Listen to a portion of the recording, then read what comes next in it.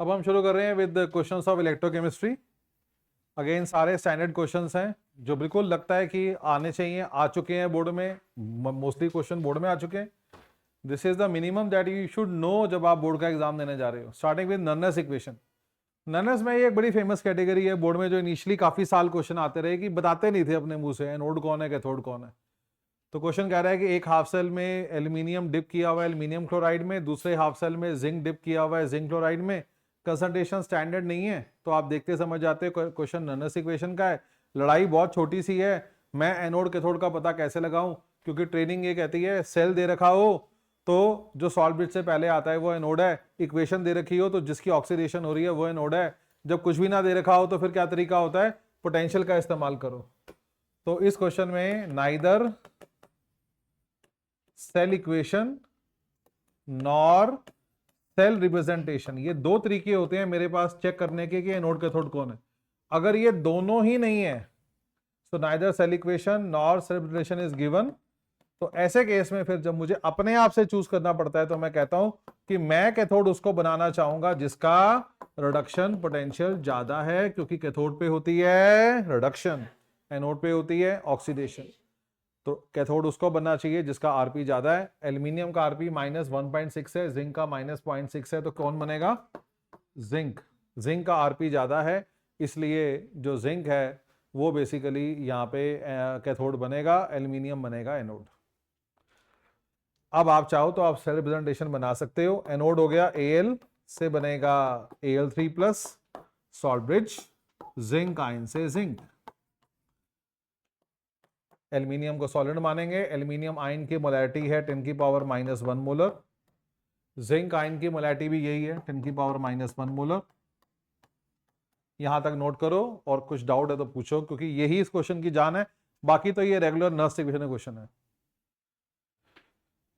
तो किसी क्वेश्चन में अगर आपको नर्नस इक्वेशन का क्वेश्चन है लेकिन आपको यही नहीं बता रखा कि एनोड कैथोड कौन है, तो आपको एनोड कैथोड पता लगाने का जो मेन तरीका है वो है या तो सेल इक्वेशन दे रखी हो या रिप्रेजेंटेशन। अगर दोनों ही नहीं है और अपने आप से चुनाव करना पड़ता है, लिखा हुआ है construct self operating galvanic cell, अपने आप से कंस्ट्रक्ट करना है, तो अगर मुझे ऑप्शन दिया जाएगा तो मैं हमेशा कैथोड उसको बनाऊंगा जिसका आरपी ज्यादा है।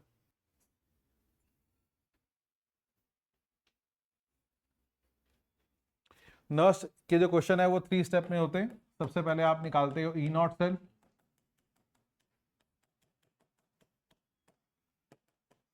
कैथोड जिंक है, इनके पहले सिंबल लिखने हैं पोटेंशियल के, फिर वैल्यूज डालनी है। मैंने वैल्यूज आसान करने के लिए कुछ वैल्यूज चेंज करी हैं, अदरवाइज जिंक का पोटेंशियल -0.76 होता है, but to ease out the calculation मैंने थोड़ा डाटा से खेला हुआ है। एन और क्यू निकाल के दिखाना है आपको एग्जामिनर को।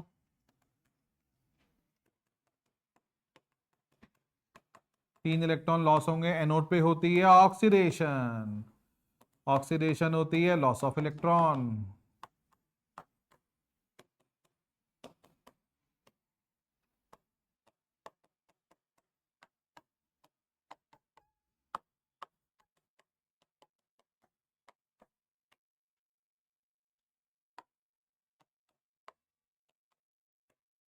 एन की वैल्यू 6 आ जाएगी, 6 इलेक्ट्रॉन लॉस होंगे आफ्टर बैलेंसिंग, 6 इलेक्ट्रॉन गेन होंगे। और क्यू के एक्सप्रेशन में सिर्फ आयंस आते हैं, तो एल्यूमिनियम आयन का स्क्वायर, जिंक आयन का cube. E cell is equal to E0 cell -2.303 RT by NF log of Q।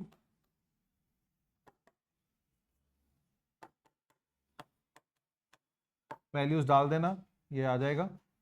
N की वैल्यू 6 है, Q का एक्सप्रेशन है एल्यूमिनियम आयन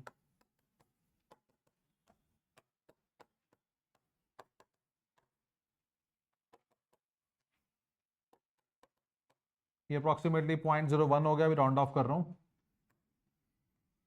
लॉग आ जाएगा 10⁻⁻2 ऊपर हो जाएगा, 10⁻⁻3 नीचे हो जाएगा, ऊपर जाएगा log 10 रह जाएगा, log 10 1 होता है।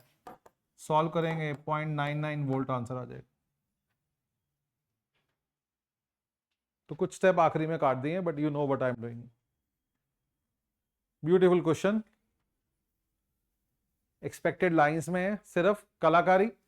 मैं हमेशा कहता हूं कि ईएमएफ के क्वेश्चनों में कई बार एक बैरियर होता है, बस वो एक छोटी सी बात, वो बात अगर पता है तो आप उस बैरियर को क्रॉस कर जाओगे।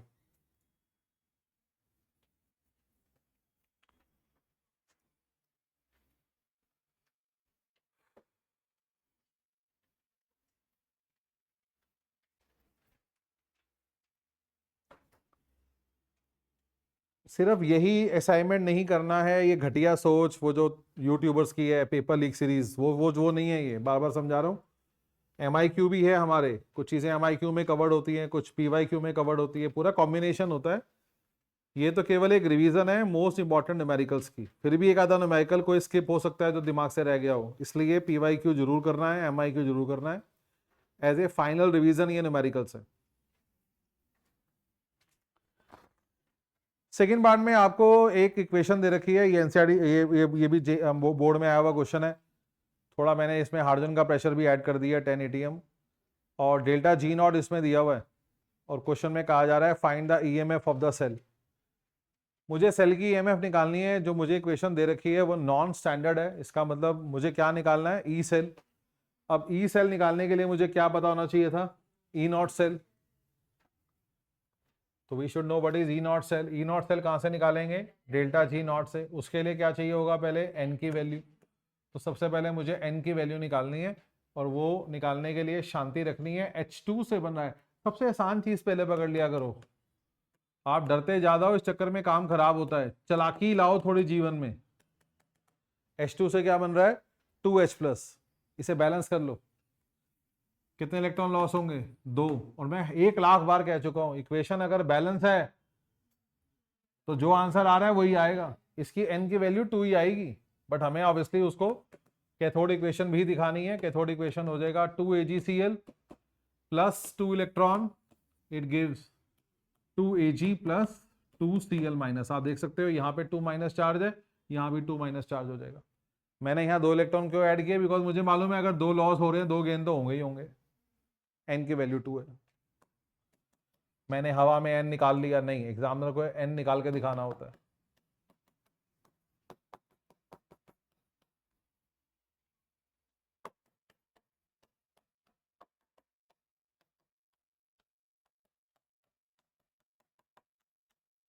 यहां से ई नॉट सेल आ जाए, नोट करो, ये पहला स्टेप है। तो ब्यूटीफुल वैरायटी थोड़ी टफ वैरायटी मानी जाती है, तभी ये क्वेश्चन एक बार दोबारा हाथ से करना जरूरी है।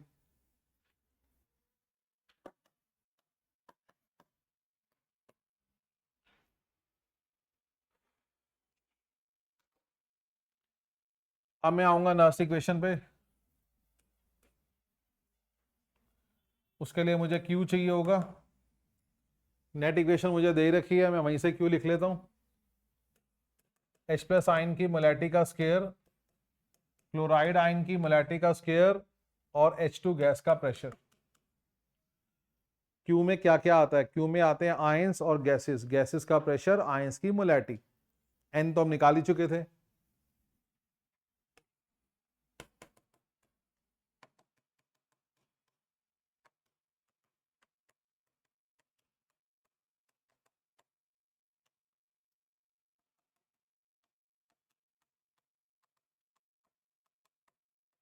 अगर ये वैल्यूज डाल के एक बार देखनी है, फील ले लो।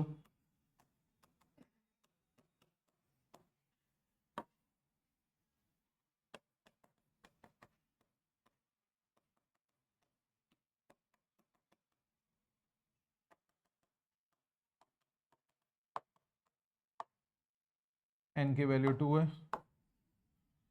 H+ आयन की मोलैरिटी 10 की पावर -1 है। क्लोराइड की मोलैरिटी -1 है, और pressure of hydrogen is 10।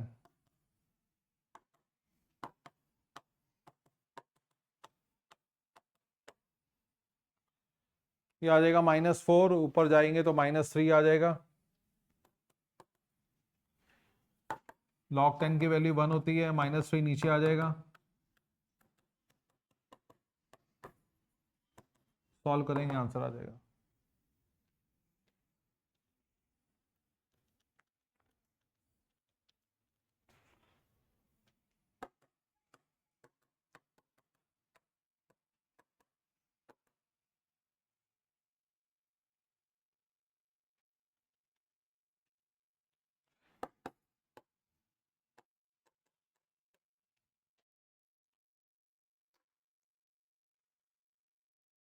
Condition standard नहीं है तो मतलब नर्स्ट इक्वेशन तो लगानी है।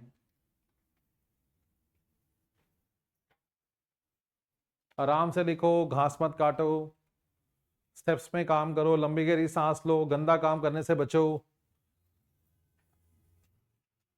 जितना ज्यादा हो सके ब्रेन को ट्रेन करो कि स्टेप्स में काम करना है। 3 या 4 न्यूमेरिकल मुश्किल से आते हैं केमिस्ट्री में, और न्यूमेरिकल ज्यादा अच्छी चीज होती है थ्योरी के मुकाबले।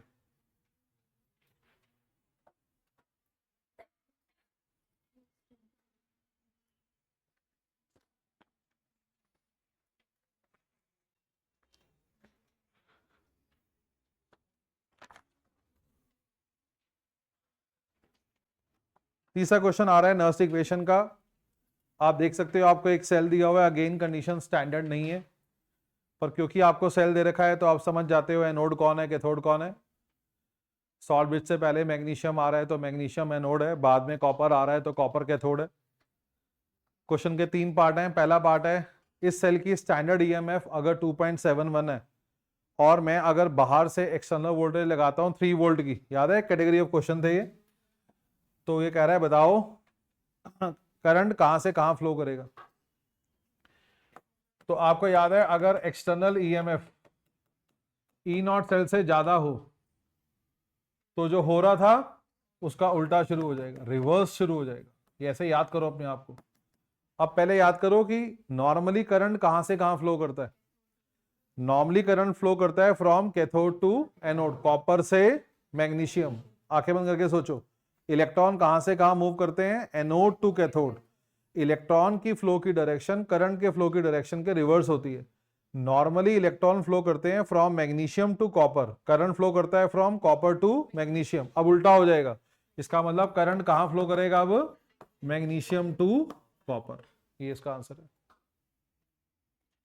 आप थोड़ा लिख कर आ सकते हो कि as external EMF is more than the cell EMF so reaction taking place will get reverse, hence the direction of current will also get reverse, it will move from magnesium to copper। लिख के आना चाहिए, थोड़ी बात बताओ examiner को। हाँ yes, ये आपको बताया गया है whenever external EMF is more than the cell EMF, actually electrolytic cell में ये कन्वर्ट हो जाता है। ये भी अपने आप में क्वेश्चन है, how can we convert a galvanic cell into a electrolytic cell. The answer is by passing the voltage more than the EMF of cell. B part, find E cell. E cell का मतलब है मुझे Nernst equation लगानी है। E naught cell हमें question में दे रखा है, इसका मतलब मैं शुरुआत करूंगा एन और क्यू निकालने से। एनोड इक्वेशन, एनोड पे होती है ऑक्सीडेशन, ऑक्सीडेशन होती है लॉस ऑफ इलेक्ट्रॉन, कैथोड पे होती है रिडक्शन, रिडक्शन होती है gain of electron. Net equation में हमेशा सबकी फिजिकल स्टेट भी लिखा करो। एन की वैल्यू 2 आ गई है, क्यू आ जाएगा मैग्नीशियम आयन की मोलैरिटी बाय कॉपर आयन की molarity. E cell is equal to E naught cell, थोड़ा स्टेप काट रहा हूं, 0.059 by n log of Q. ये भी डायरेक्ट लगा सकते हैं, ऐसा नहीं है, 0.059 भी डायरेक्ट लगा सकते हैं, लेकिन अच्छा रहेगा जो मैंने सिखाया आपको 2.03 RT उसी को चलाओ। इतने ज्यादा चेंजेस नहीं करते हम, आंसर परफेक्ट लिखने की कोशिश कर रहे हैं। जो जर्नी है वो परफेक्शन की तरफ है।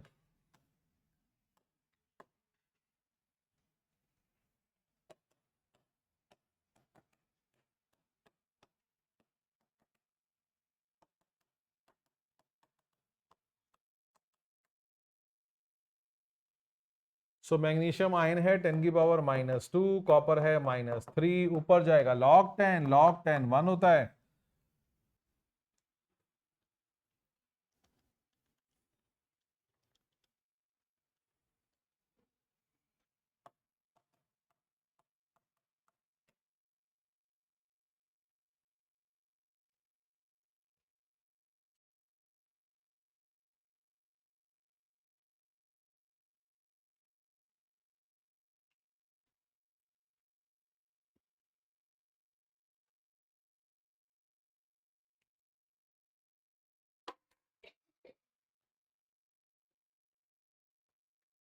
थोड़ा सा एक्सपीरियंस बढ़ाने के लिए मैंने सी पार्ट भी डाल दिया। आपको पता है ये भी एक फेमस क्वेश्चन है जो ऑब्जेक्टिव में कहीं आ जाता है। इसका जवाब ही नर्स इक्वेशन से दिया जाता है। नर्स इक्वेशन हमें यही तो बताती है how EMF very with the concentration of ion. तो वो कह रहा है कि अगर मैं कॉपर आयन की कंसंट्रेशन को घटा दूंगा तो ईएमएफ पे क्या असर पड़ेगा। तो आपको सिर्फ नर्स इक्वेशन लिख के छोड़ देना है,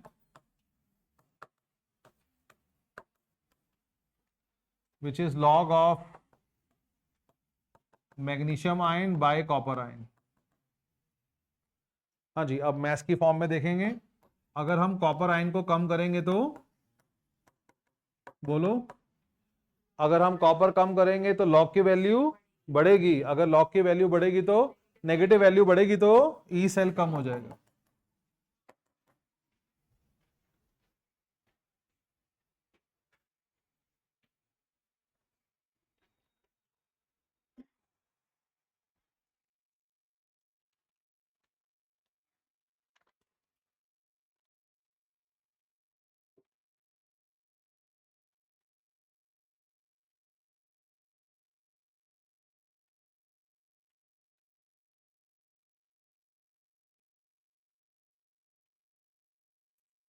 साफ साफ काम करना है, गंदी मचाना।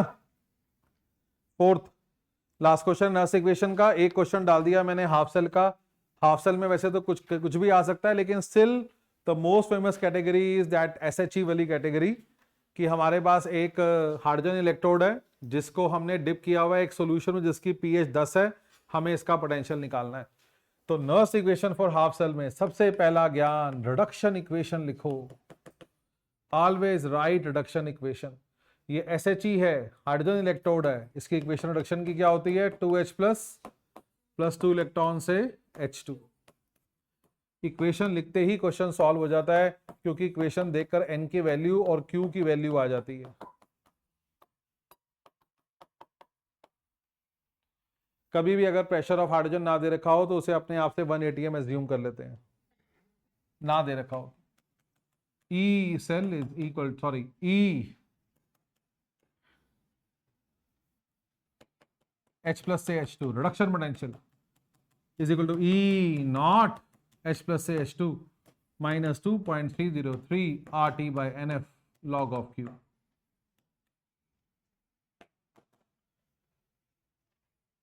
So this is the potential of hydrogen electrode when the condition is not standard. This is the potential of standard hydrogen electrode, which is 0.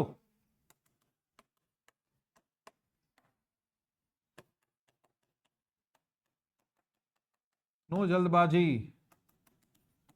Patience. Pressure of hydrogen नहीं दे रखा होगा, कोई बात नहीं है, 1 atm लेके छोड़ देना है, H प्लस का स्क्वायर।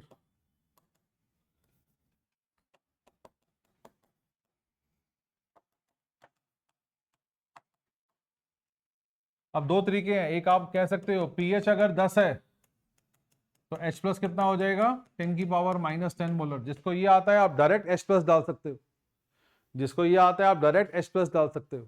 नहीं तो हमने जो क्लासिकल तरीका आपको सिखाया हुआ है वो ये था, हमने पैकेज में इस पे जोड़ दिया हुआ है। दोनों तरीके सही हैं, 2 को मल्टीप्लाई कर दो लेकिन माइनस का साइन यहीं छोड़ दो। आपको याद है what is minus log of H plus, it is pH.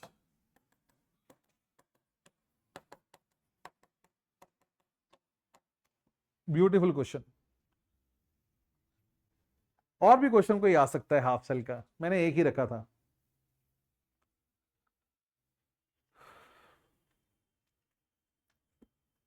PYQ में जो स्पेशल क्वेश्चन थे जब डिस्कस किए थे तो बता रहे थे कि भाई थोड़ा अलग है, उनको जरूर देखना चाहिए।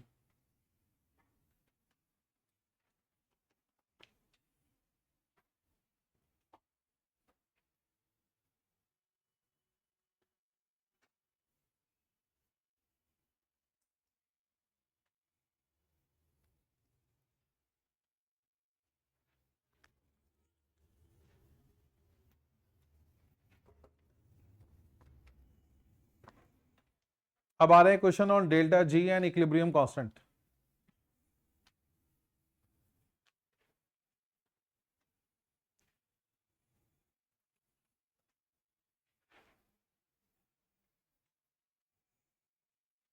उसका नंबर 1 क्वेश्चन ये वाला है, जिंक वाला, जिंक और सिल्वर ऑक्साइड वाला, सबसे ज्यादा बोर्ड में आया हुआ है।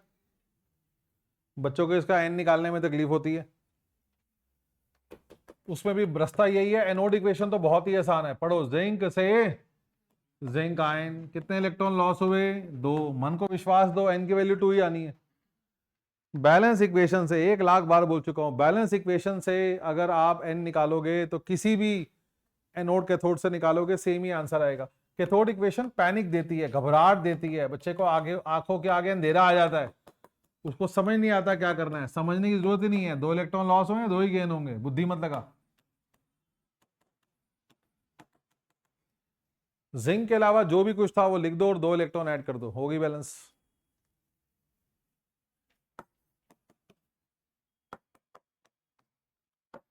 अब मैंने क्या पूछा? मैंने कहा कि आप निकालो मैक्सिमम वर्क, क्योंकि मैं आपको ज्यादा से ज्यादा चीजें सिखा देना चाहता हूं। तो याद करो, डेल्टा जी को ही क्या बोलते हैं? Maximum work.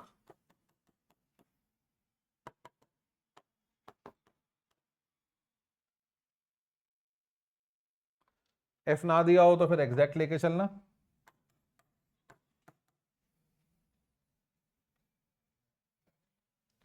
ई नॉट सेल भी निकालना था, तो first step E naught cell निकालने का हो जाएगा।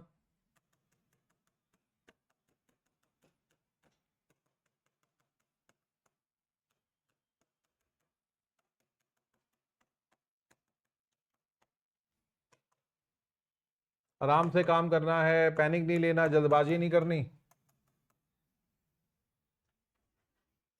इसको बी पार्ट मान लेते हैं, इसको सी पार्ट मान लेते हैं,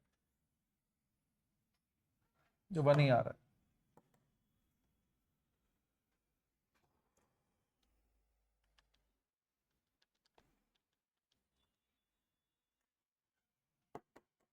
आंसर बड़ा आएगा, किलो जूल में कन्वर्ट करना चाहिए।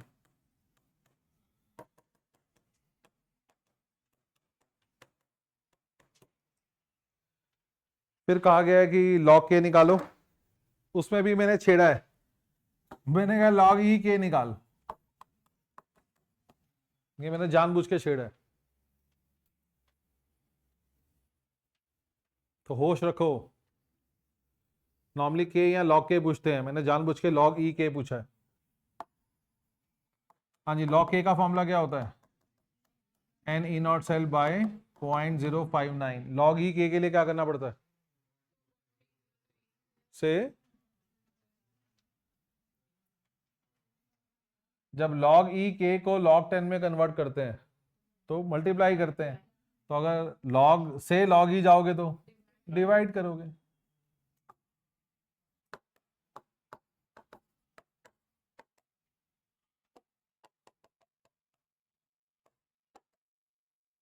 या तो एक काम करो, पहले log के आराम से निकाल लो, फिर आखिरी में आके डिवाइड कर दो, उससे पैनिक कम रहेगा। n की वैल्यू 2 है, ई नॉट सेल 1 है, ये 0.059 है, यहां तक लिख लो पहले, इससे खिचड़ी कम पकेगी। हमेशा इस पे ही काम किया करो, कैसे सिस्टम सॉर्टेड लगे।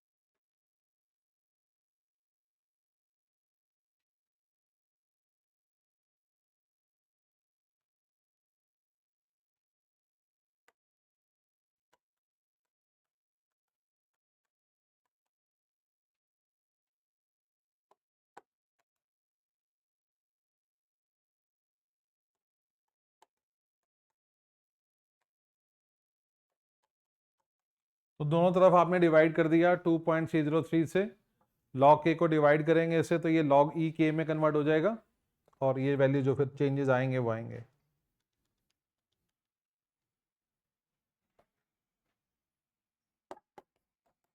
$14.17।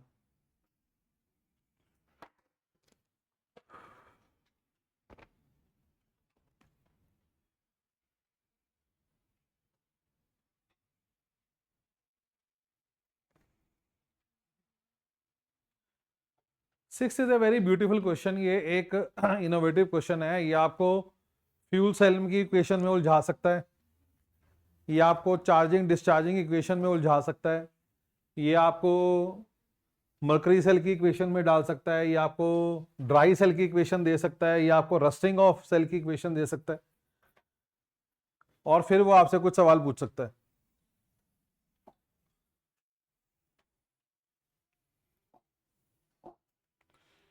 ठीक है, इसने क्वेश्चन डाला नहीं है ये वाला, कोई बात। हाँ जी, 6 क्वेश्चन। अब प्रॉब्लम कहां पे है? प्रॉब्लम कुछ भी नहीं है, प्रॉब्लम n की वैल्यू, और n की वैल्यू में थोड़ा तो होश आओ। ये किसकी इक्वेशन है? ये डिस्चार्जिंग की इक्वेशन है। तो डिस्चार्जिंग इक्वेशन में क्या होता है, वो भी आपको नेट इक्वेशन तो दे रखी है। लेड याद है, प्लस सल्फेट। आप देख रहे हो कहां ले गया वो आपको? ये चार्जिंग डिस्चार्जिंग इक्वेशन में आपको लेके जा रहा है। आपको पता है n निकालने के लिए आपको नेट इक्वेशन, आपको एनोड कैथोड इक्वेशन लिखनी पड़ेगी। अब वो चार्जिंग की डिस्चार्जिंग की इक्वेशन है, तो लेड से बनेगा लेड सल्फेट, और कैथोड इक्वेशन क्या होती है?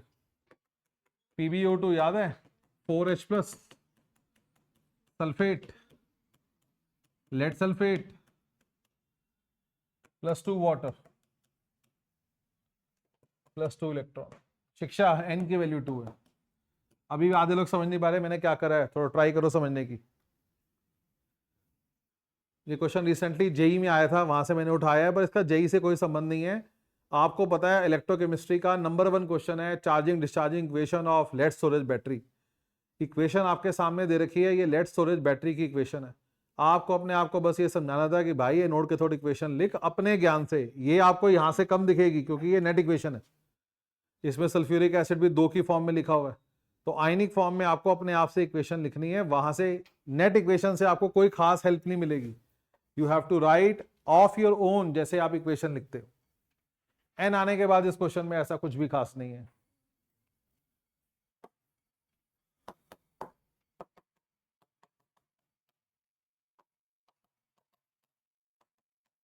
ई नॉट सेल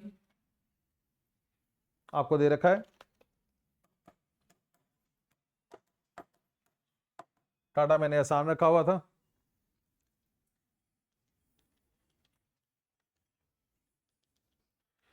अरे समझ में आया क्या क्या चक्कर है इस क्वेश्चन में?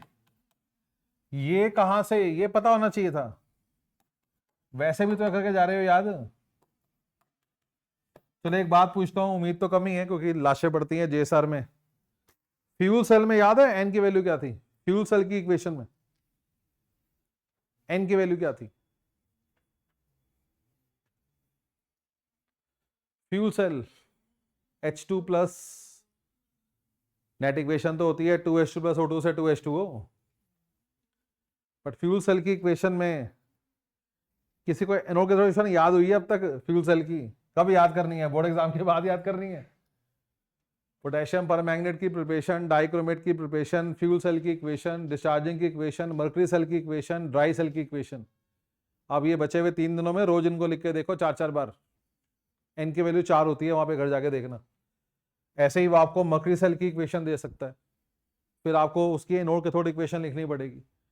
वो आपको रस्टिंग के बारे में बात कर, किसी को याद है रस्टिंग में एन की वैल्यू क्या होती है? चलो रस्टिंग में एनोड इक्वेशन याद है किसी को? रस्टिंग ऑफ आयरन Fe से Fe2 प्लस, ठीक है। किसी को इक्वेशन याद है कैथोड की?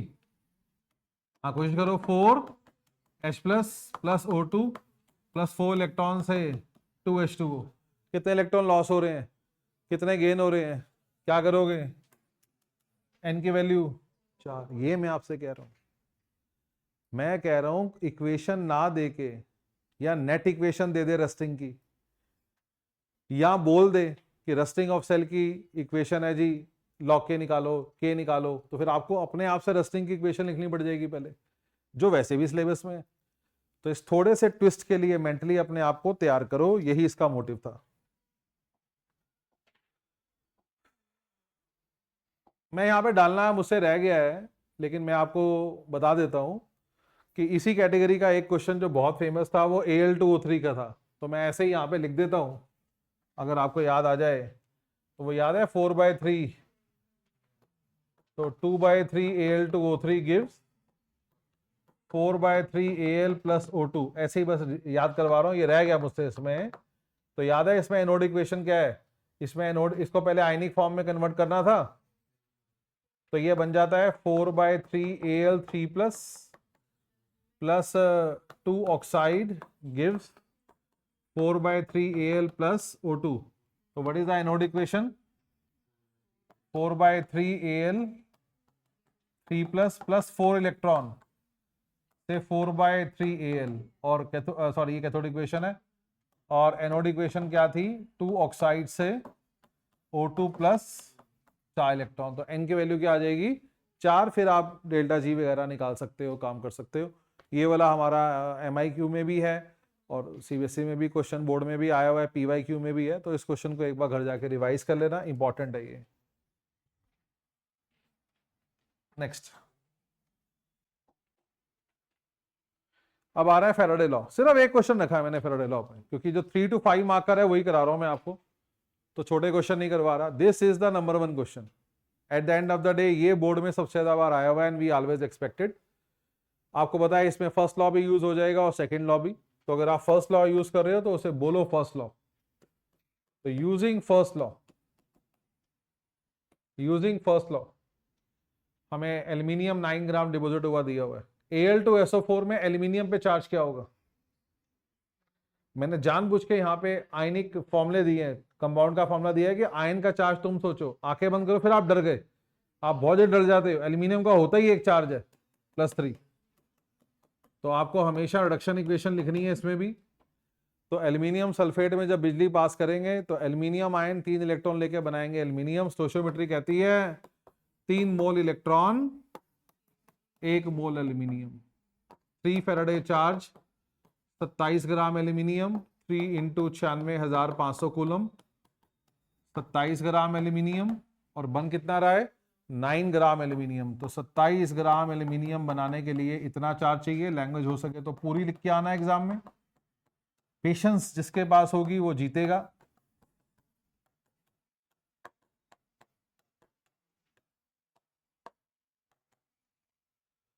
नौ 27, 3 से कट गया, सेम आंसर आ गया। हमें क्या निकालना था, टाइम। तो Q होता है IT,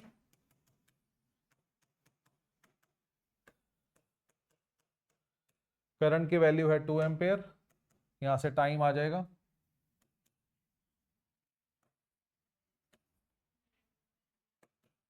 ये सेकंड में आंसर आ जाएगा। अब ये थोड़ी सी एक तकलीफ वाली बात होती है, क्या इसको सेकंड में छोड़ें या ओवर में लेके जाएं। तो मेरा मानना है अगर खाली बैठे हो तो इसे ओवर में ले जाना। आंसर बहुत बड़ा है, हालांकि सेकंड ऐसा ही यूनिट है, कोई छोड़ने में कोई काम गलत तो नहीं है, लेकिन एक गट फील ये कहती है अगर खाली बैठे हो, बड़ा आंसर है, तो थोड़ी यूनिट बड़ी करके कन्वर्ट करके आया जा सकता है। इसको ओवर में लिख के आना चाहिए, मुझे ऐसा लगता है, क्योंकि बहुत बड़ा आंसर है। हाँ क्या कह रहे हो, 48250।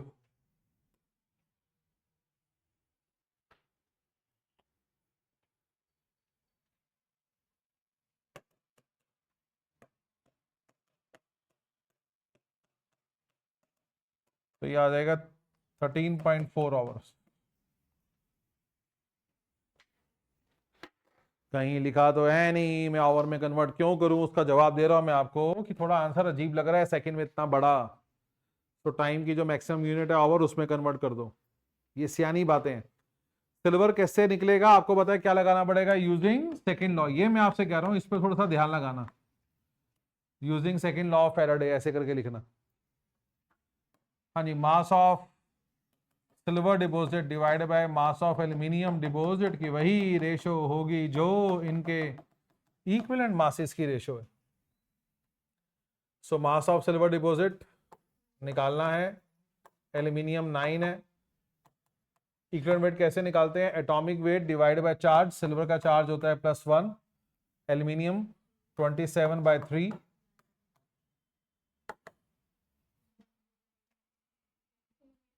सेम आंसर आ जाएगा 108 ग्राम।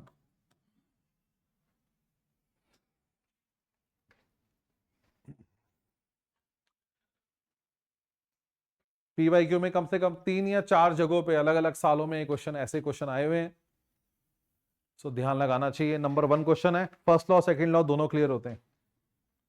लास्ट टॉपिक है आज के लिए, कंडक्टेंस। हाँ जी, पहला क्वेश्चन आ रहा है कंडक्टेंस का। Methanoic acid is kept in a conductivity cell of area of the plate 2 centimeter square, distance between the plate is 1 centimeter, show resistance of 100 ohm, find conductivity। हाँ जी, कापा फॉर्मूला बोलो। 1 by R L by A। what is the distance between the plate? 1। what is the resistance? 100। what is the area of the plate? 2। तो ये आ गया 1 by 200। Unit बोलो, Simon per centimetre.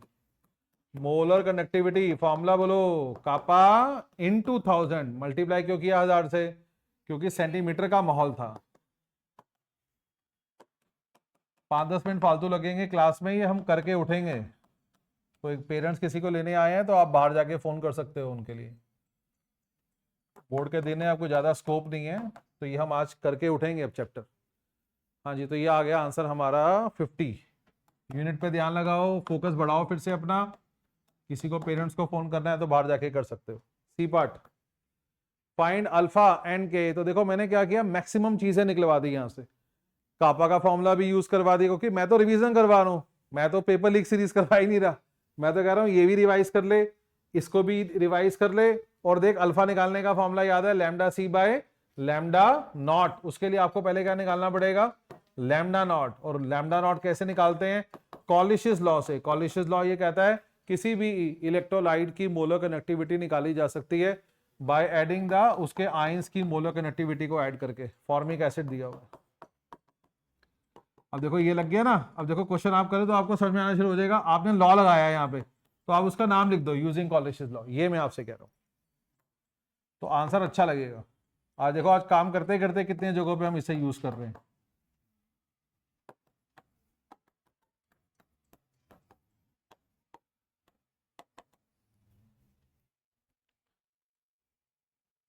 अब निकालूंगा मैं alpha, lambda C by lambda naught. बहुत ही प्यारा मजेदार क्वेश्चन है। देखो के भी आ गया, C alpha square 1 minus alpha. Concentration आपको दे रखी है 1/10 मोलर। देखो स्टार्टिंग में ब्रैकेट में लिखी हुई है। अल्फा आपने निकाल लिया है। अल्फा दिया हो तो मैंने बोला नेगलेक्ट मत किया करो। अल्फा निकालना हो नेगलेक्ट कर लो, दिया है तो कभी मत करो। सॉल्व करेंगे, आंसर आएगा।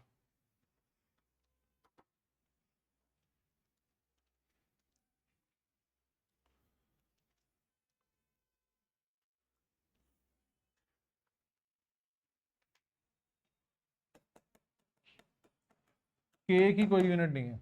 बहुत प्यारा क्वेश्चन है जी, ब्यूटीफुल क्वेश्चन। हम क्या देख रहे हैं? हम देख रहे हैं मैक्सिमम कॉन्सेप्ट रिवाइज हो जाए, सारे फॉर्मूले रिवाइज हो गए। मतलब इज ऑलमोस्ट लाइक गंगा स्नान हो गया इसमें। मोलर कनेक्टिविटी में जो जो फॉर्मूले सीखे थे आपने, कापा निकालना, L by A cell constant निकालना, देखो सेल कांस्टेंट भी निकाल रहे हो, कापा भी निकाल रहे हो, मोलर कनेक्टिविटी, कॉलिशियस लॉ भी लगा रहे हो, अल्फा भी लगा दिया, के भी लगा दिया। कोई बड़ी बात नहीं है कि इसी कैटेगरी का क्वेश्चन एग्जाम में आ जाए। 9th आपको याद है, was a famous NCERT question, कई जगह बोर्ड में आया हुआ है। तो ये हमारा रूटीन वर्क है, इसे हम जरूर करवाते हैं।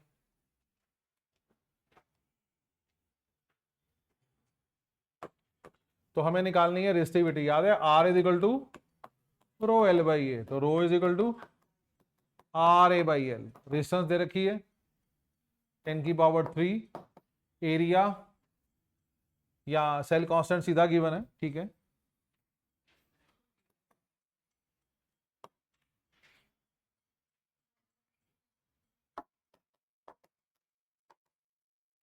तो रेजिस्टेंस 10⁻³ है और L by A is 50।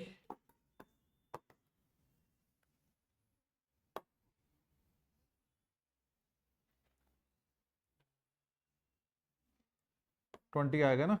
Unit देखो, रेजिस्टेंस की रेजिस्टिविटी की यूनिट आराम से निकालनी है, जल्दबाजी नहीं करनी, गलती हो जाएगी। तो आ जाएगी ओम सेंटीमीटर। घबराओ नहीं, वहां पे आप रफ में यूनिट निकाल सकते हो। देखो ये RA/L होता है ना, तो लिख के निकाल लो, साइड में निकालो, गलती थोड़ी करनी है हमने।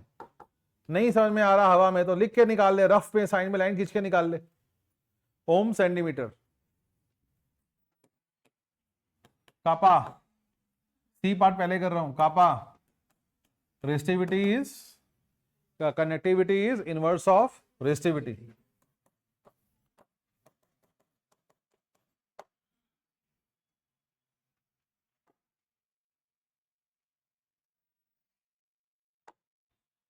साइमन पर सेंटीमीटर, और फिर conductivity, molar connectivity, B part. Again देखो सेंटीमीटर का माहौल है, कापा इंटू 1000/m।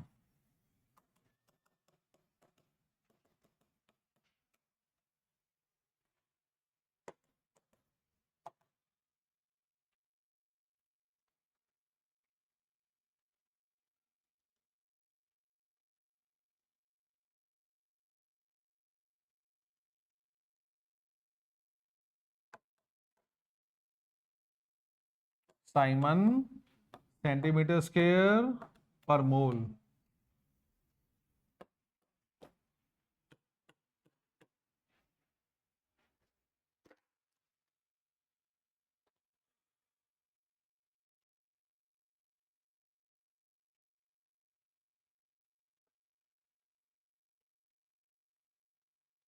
हाँ जी, 10 क्वेश्चन आ गया। ये भी आपको याद है, बहुत ही फेमस क्वेश्चन। एक कंडक्टिविटी सेल में पहले एक इलेक्ट्रोलाइट भरा, फिर उसमें दूसरा भर दिया, क्या सेम रहा? Cell constant. ये वो वाला क्वेश्चन है। तो ऐसे आप एग्जाम में लिखोगे ना, अच्छा लगेगा। स्टेप 1 लिख दिया, using 1/10 molar KCl, find cell constant, ऐसे अच्छा लगता है, रिप्रेजेंटेशन स्ट्रांग लगती है कि आप क्या कर रहे हो।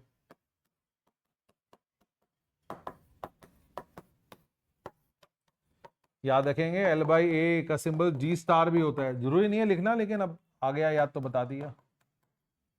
इसका कापा गिवन है आपको 10⁻²।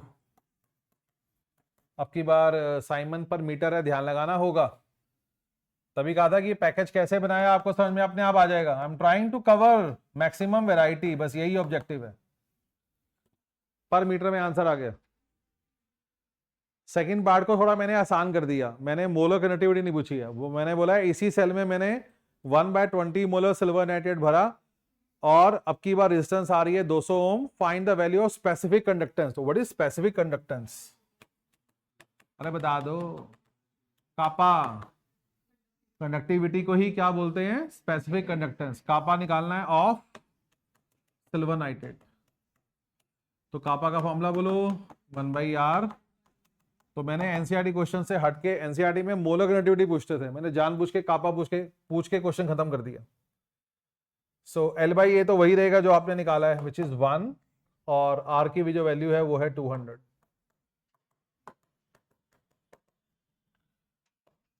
हम एक काम करते हैं, हम मोलर कनेक्टिविटी भी निकाल लेते हैं। आप लिख लो, आल्सो फाइंड मोलर कनेक्टिविटी, कर लो, क्योंकि उसमें फॉर्मूला चेंज हो जाएगा, तो प्रैक्टिस करा देता हूं। इसी में ऐड कर लो, आल्सो फाइंड मोलर कनेक्टिविटी। तो क्योंकि यहाँ पे मीटर का माहौल है, तो 1000 से डिवाइड करेंगे, कर लेते हैं, कोई नहीं।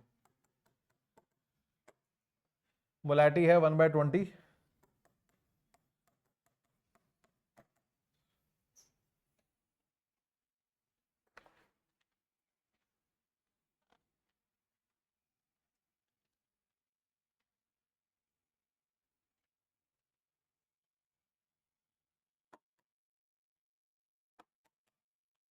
साइमन मीटर स्क्वायर पर मोल, यूनिट पे ध्यान लगाएं, साइमन मीटर स्क्वायर पर मोल।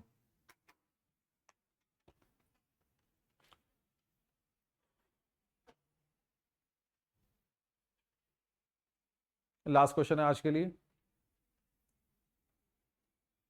कल हो सके तो ऑफलाइन आके क्लास अटेंड करना, जो ऑनलाइन ले रहे हो।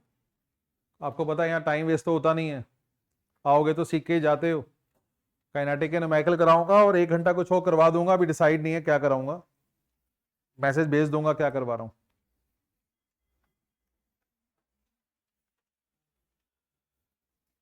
लास्ट क्वेश्चन भी बहुत ब्यूटीफुली फ्रेम्ड है। Again I have tried to cover lot of thing. एक थोड़ा सा एप्लीकेटिव क्वेश्चन की भी फील आती है। सब कुछ आपका किया हुआ है लेकिन प्रेजेंटेशन डिफरेंट है, बस यही खेल है। सोडियम एसीटेट का मुझे लैम्डा नॉट निकालना है और मुझे डाटा यहां पे दे रखा है। डाटा गिवन है, मुझे NaCl की वैल्यू दे रखी है। दिमाग चलना शुरू हो गया। सोडियम एसीटेट निकालने के लिए acetic acid plus NaCl, acetic acid plus NaCl minus HCl। तो अब मुझे NaCl की वैल्यू गिवन है, अब मुझे एस्टिक एसिड और HCl की वैल्यू चाहिए। तो ए पार्ट का तो मुझे कुछ भी नहीं करना, बी पार्ट से मैं क्या निकाल सकता हूं, इसको तो मैं ऐसे ही लिख दूंगा। ठीक है जी, ये मेरे पास आ गया। आपको विजुअलाइजेशन चाहिए, ये मेरा लास्ट पार्ट है, ये देखो ये मेरा लास्ट पार्ट है। कॉलिशियस लॉ ही लगा रहा हूं, कुछ नहीं कर रहा। ये निकालने के लिए मुझे चाहिए acetic acid, NaCl minus HCl। इसमें से NaCl मुझे दे रखा है विच इज 200, ये रहा।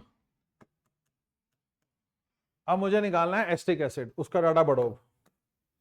1/10 मोलर एस्टिक एसिड की मोलर कनेक्टिविटी 50 है। सो आपको कहा गया है कि परसेंटेज आयनाइजेशन 5% है। अल्फा गिवन है 5%, मोलर कनेक्टिविटी दे रखी है एट ए गिवन कंसंट्रेशन 50। तुमको क्या चाहिए, molar connectivity at infinite dilution. Formula बोलो, lambda C by lambda naught. तो लैम्डा नॉट क्या हो जाएगा, डिवाइड बाय अल्फा। तो लैम्डा सी कितना है, लैम्डा सी इज 50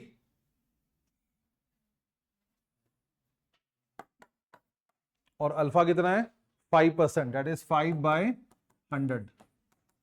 5% मतलब 5/100। हाँ जी, कितना आ गया ये 1000 साइमन सेंटीमीटर स्क्वायर पर मोल। और सी पार्ट बोलो। अब मुझे चाहिए HCl की वैल्यू, बोलो कैसे निकालोगे। इस लाइन को करेंगे एक्स्ट्रापोलेट। आपको पता है ये स्ट्रॉन्ग इलेक्ट्रोलाइट है और स्ट्रॉन्ग इलेक्ट्रोलाइट वालों का की मोलर कनेक्टिविटी डिबाय-हैकेल इक्वेशन से निकाली जा सकती है bye extrapolating the line. Line जहां पे एक्सिस टच करेगी that give the value of lambda naught. तो कितना हुआ, अरे बता दो, 300। तो मैंने यहां से शिक्षा दी कि डिबाय-हैकेल इक्वेशन से स्ट्रॉन्ग इलेक्ट्रोलाइट जो कि HCl है कि मोलर कनेक्टिविटी निकाली जा सकती है बाय एक्स्ट्रापोलेटिंग द लाइन। अब मैं सोडियम एसिड की निकाल सकता हूं वैल्यू। तो यही मैं आपसे कह रहा था कि what I have tried to do is give you lot of experience of different kind. और बड़ा इंटरेस्टिंग मजेदार क्वेश्चन है, अलग अलग सिचुएशन से हम कैसे बाहर आ रहे हैं। कुछ भी ऐसा नहीं जो आपने नहीं कर रखा, बस कैसे वो सारा डाटा यूज करते हैं उसी की प्रैक्टिस है।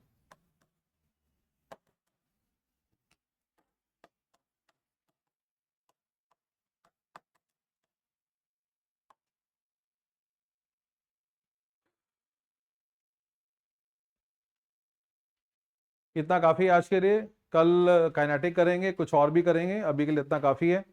मैं बाहर बैठा हूं, कोई डाउट है तो पूछ लो। बाकी बच्चे आप व्हाट्सएप पे डाउट भेज सकते हो।